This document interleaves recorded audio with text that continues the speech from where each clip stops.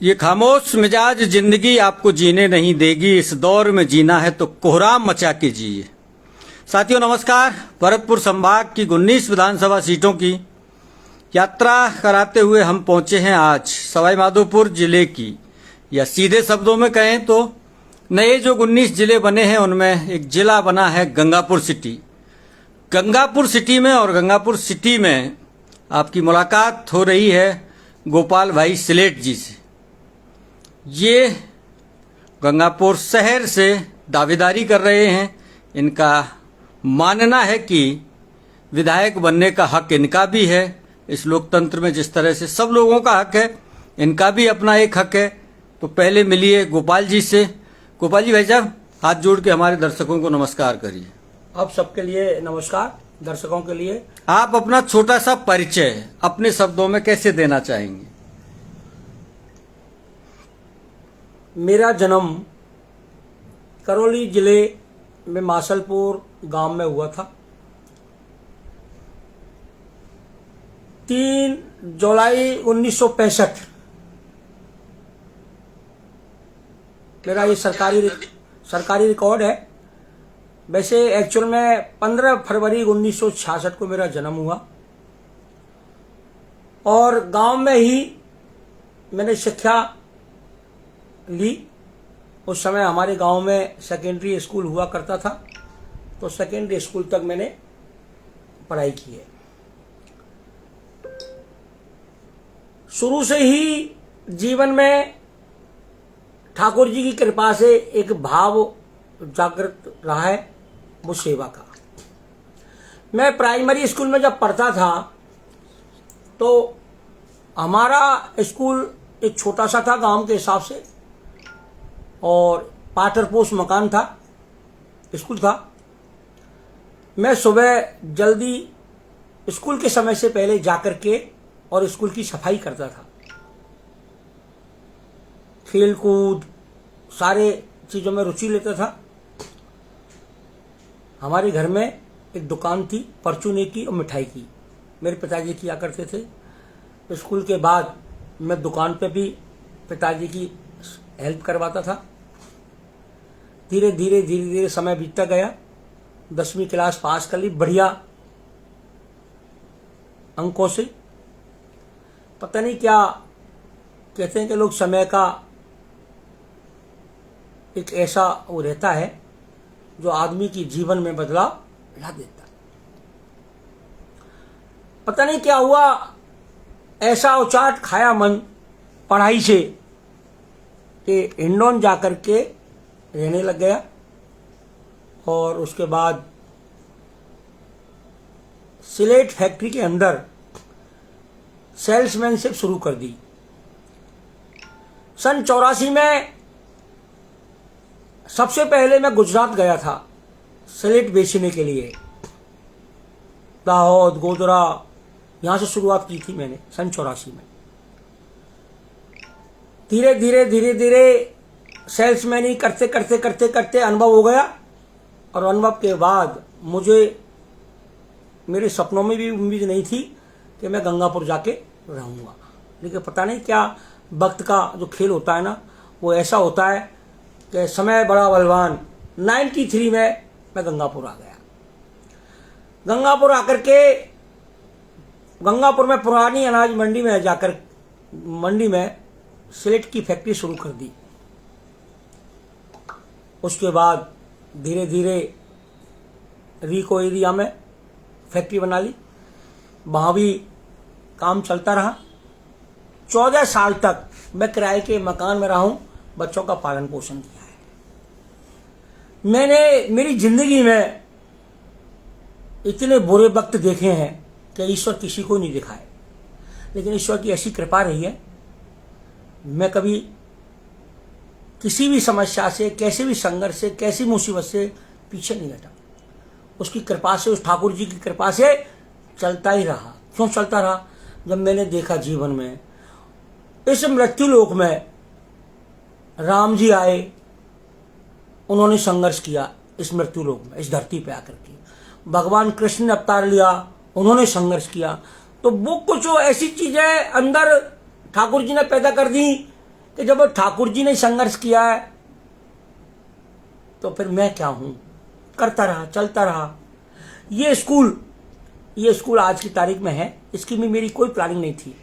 ये जो प्लॉट है मैंने कोई स्कूल के लिए नहीं खरीदा, लेकिन उसकी कृपा हुई ठाकुर जी की। स्कूल 15 साल पहले स्कूल शुरू करवा दिया, फैक्ट्री चलती रही।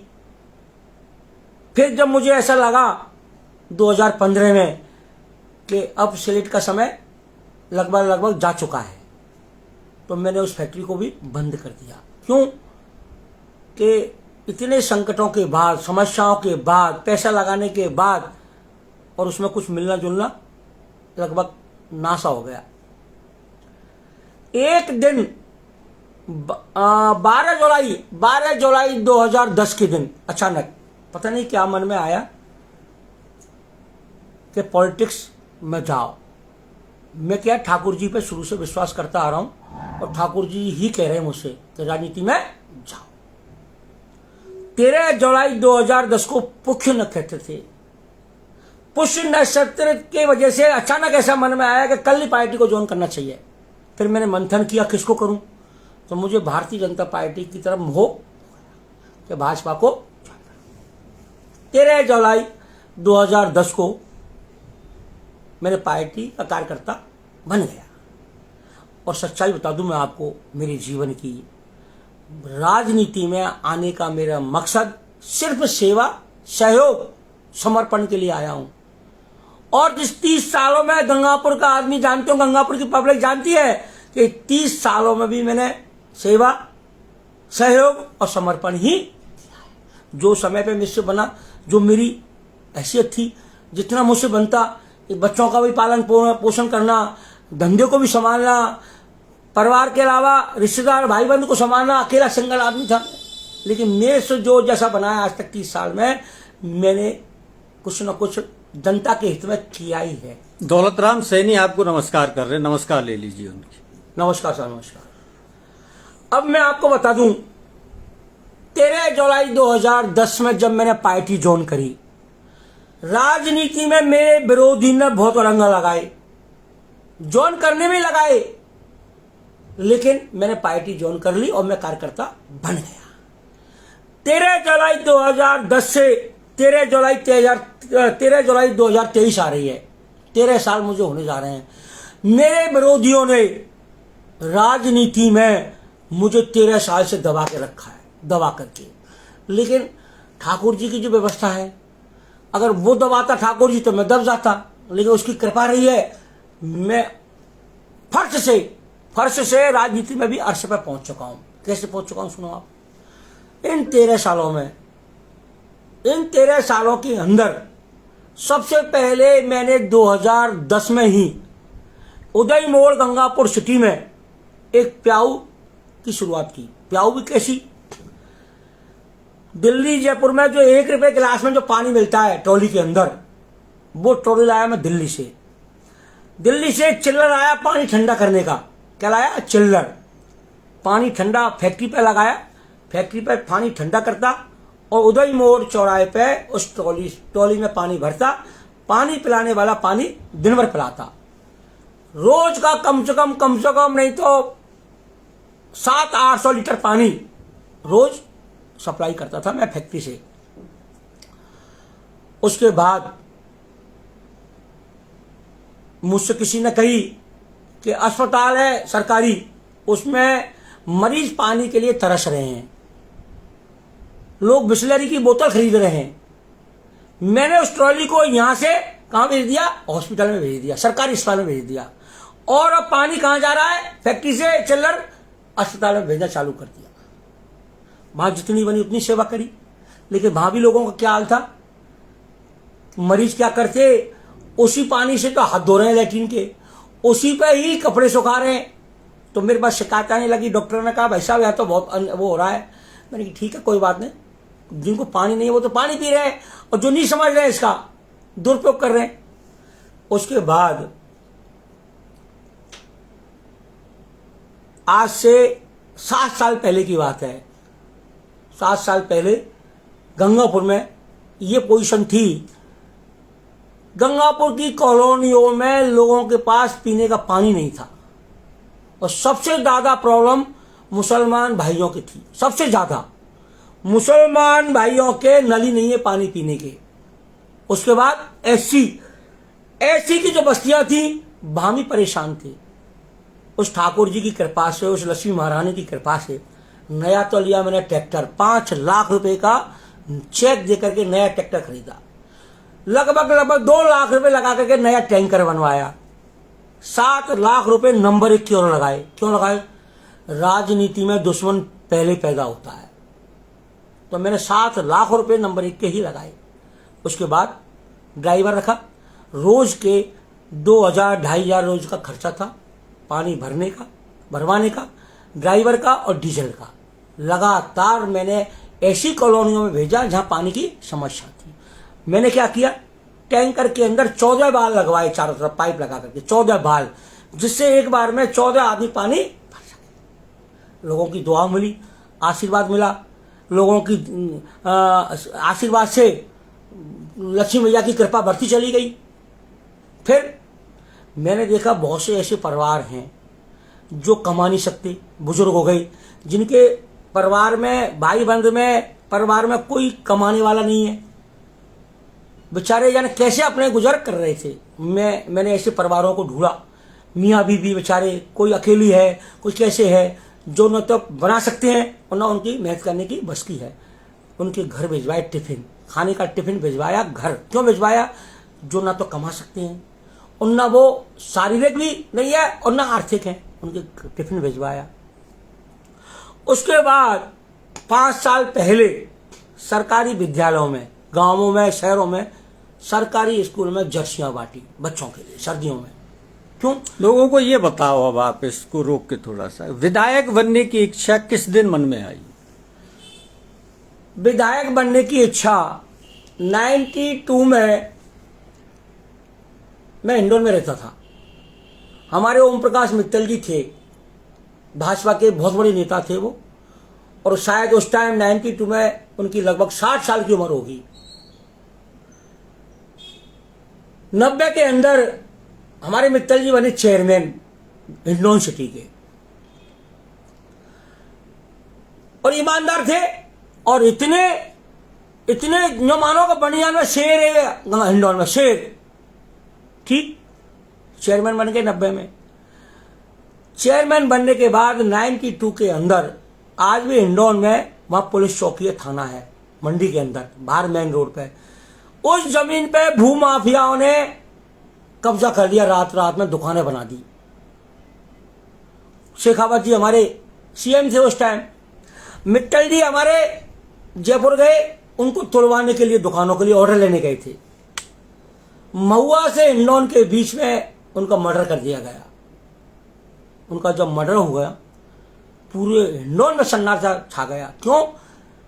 ऐसे ईमानदार, जुझारू नेता और जो अग्रवाल समाज में, पूरे हिंडौन के अंदर मायूसी छा गई। पूरा बाजार बंद, पूरी दुनिया में हाहाकार मच गया हिंडौन में, यार ये क्या हुआ।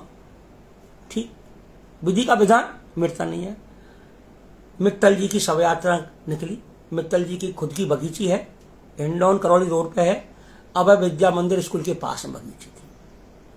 उनकी शव यात्रा में हजारों आदमी थे, हजारों। जगह नहीं थी, चौपड़ से लगा के हिंडौन में उनकी बगीची तक जगह नहीं थी। जगह, मेरे अंदर एक आवाज आई उस दिन कि ठाकुर जी आप भी धरती पे आए, आप भी चले गए, सब दुनिया को जाना है, मुझे भी जाना है, लेकिन मौत देना तो मुझे ऐसी देना, मित्तल जी जैसी। क्यों? लोग याद करेंगे मित्तल जी को कि मित्तल जी एक ऐसे इंसान थे जो सबके साथ खड़े रहते, सबका सहयोग करते और पूरी जिंदगी राजनीति करी। लास्ट में वो बने चेयरमैन, और जो भी 2 साल के बाद उनका मर्डर। तो उस दिन एक आवाज आई जब मेरी उम्र 25-26 साल की होगी कि ठाकुर जी मौत देना तो ऐसे देना। ठीक, मैं गंगापुर आ गया, किराए के मकान में 14 साल रहा, दिन रात मजदूरी मेहनत कर करके बच्चों को पालता रहा। फिर धीरे धीरे धीरे धीरे जब राम जी ने मुझे सामर्थ्य कर दिया, 12 जुलाई 2010 को अंदर से आवाज आई कि अब राजनीति में जाओ।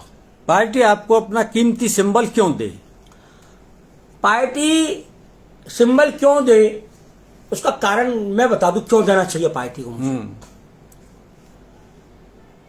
मैं जो 13 साल से पब्लिक के बीच में रह करके गरीब, कमजोर, आप दलित, शोषित, पीड़ित की जो मैं सेवा कर रहा हूं, जिनके साथ लगा हुआ हूं, क्यों आज मोदी जी भी यही कहते हैं, मोदी जी का भी नारा यही है कि देश में दलित, शोषित, पीड़ित, कमजोर के लिए मैं हूं।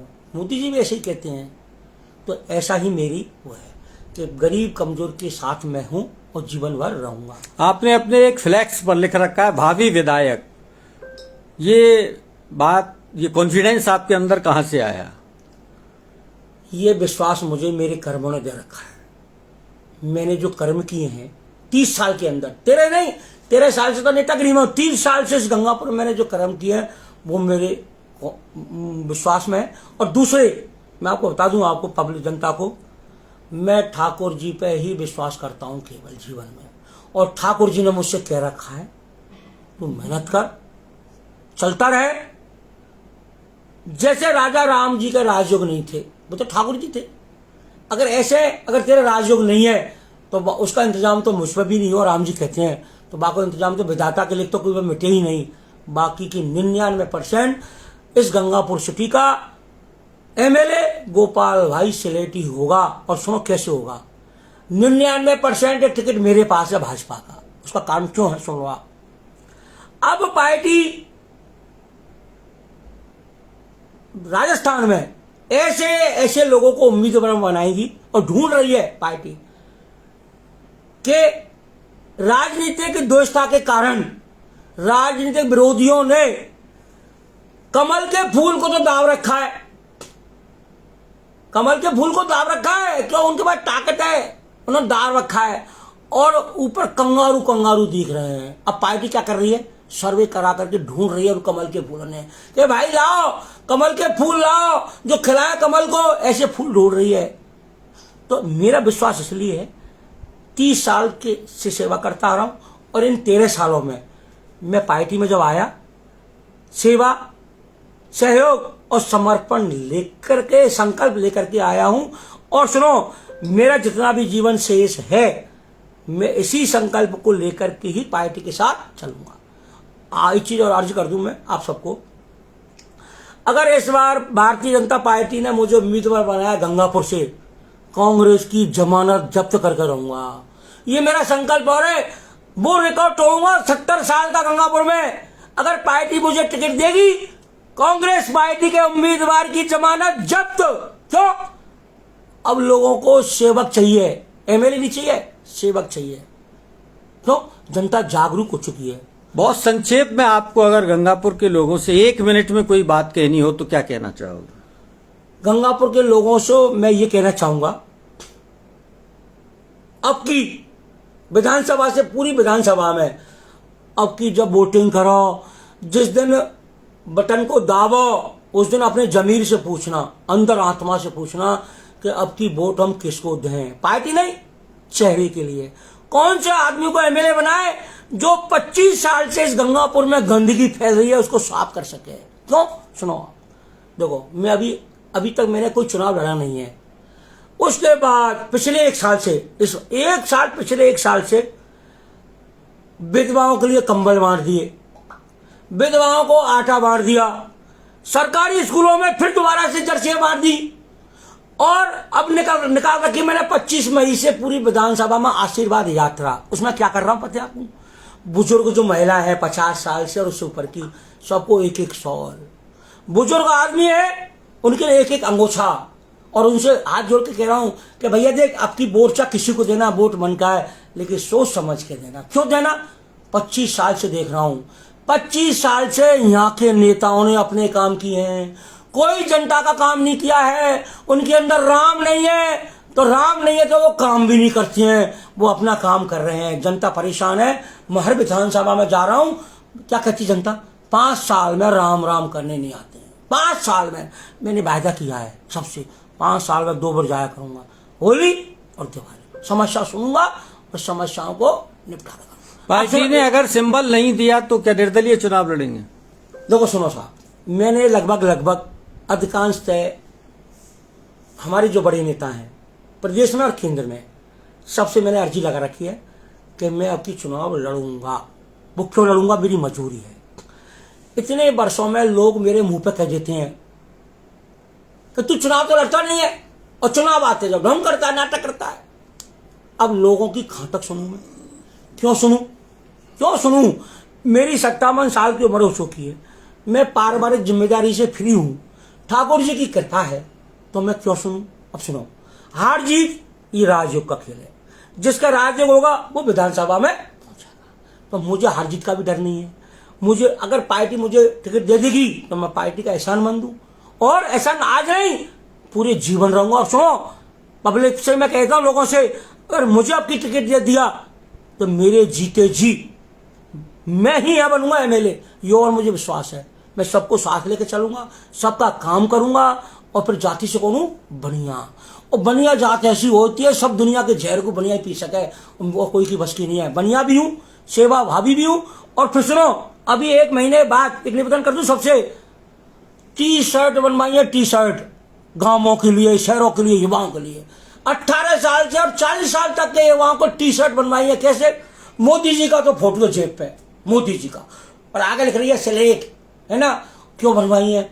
मुझे टीम बनानी है। मेरी टीम क्यों बनानी है? पार्टी टिकट देगी तो काम आएगी, और पार्टी टिकट नहीं देगी तो काम आएगी। मुझे चुनाव लड़ना मेरी मजबूरी है। पार्टी से मेरा निवेदन है, एक बार मुझे टिकट देके देख ले, एक बार। गंगापुर में कांग्रेस की अगर जमानत जब्त नहीं आई, मुझे बनिया नहीं भंगी के देना। ये लो आप। साथियों, ये थे गोपाल भाई सिलेठ। दिल के उद्गार जो भी थे सब इन्होंने व्यक्त किए हैं। देखते हैं इनकी बात को पार्टी कितनी गंभीरता से लेती है। आपने इस कीमती बातचीत के लिए समय निकाला, धन्यवाद। राधे राधे। हो गई है पीर पर्वत सी पिघलनी चाहिए, और इस हिमालय से भी कोई गंगा निकलनी चाहिए।